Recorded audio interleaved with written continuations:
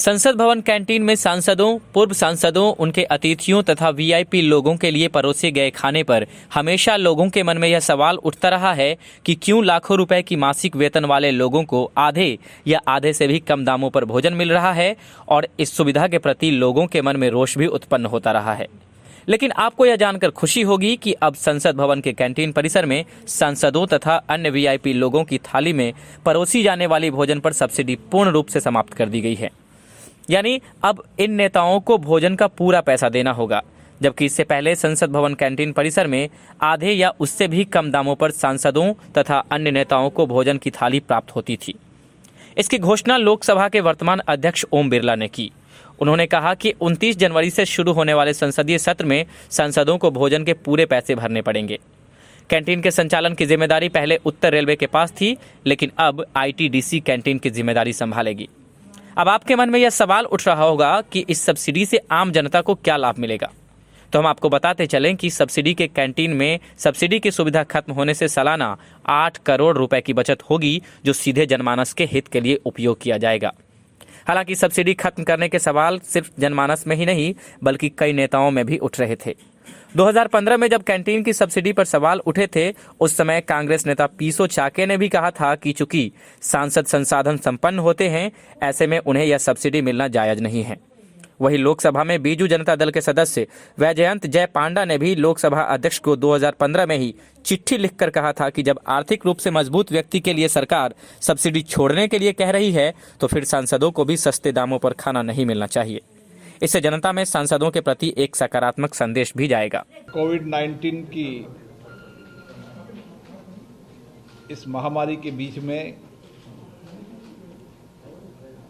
लोकसभा का बजट सत्र 19 जनवरी से 15 फरवरी तक चलेगा। आज इस संबंध में सत्र में आने वाले माननीय सदस्य अपने संवैधानिक दायित्वों को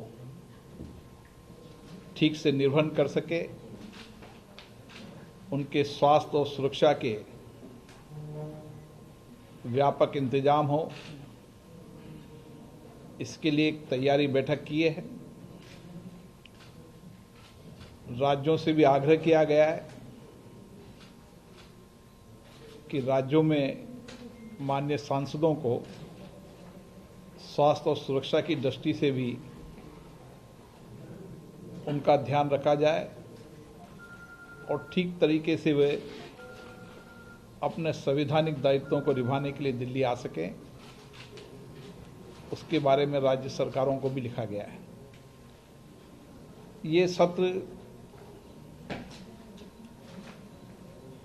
2 चरण में चलेगा। पहले चरण के अंदर जैसा कि मैंने जानकारी दी 12 बैठकें होगी और दूसरा चरण 8 मार्च से 8 अप्रैल जिसमें सदन की 21 बैठकें होगी। हमारी कोशिश है कि सदन सुचारू रूप से चले, सबके सहयोग से चले। हम जनता की अपेक्षा, आकांक्षाओं, उनकी बात को सदन के माध्यम से सरकार तक पहुंचा सकें। इस बार कई वर्षों से जो व्यवस्थाएं चल रही थी, इस बार उस व्यवस्थाओं में परिवर्तन करते हुए आईटीडीसी को हमने लोकसभा कैंटीन की व्यवस्थाएं दी है। और जैसा कि मैंने जनरल पर्पज कमेटी के अंदर सभी माननीय सदस्यों से आग्रह किया था, सबने सहमति दी थी, हम उस कैंटीन के अंदर हमने सब्सिडी को समाप्त कर दिया पूर्ण रूप से।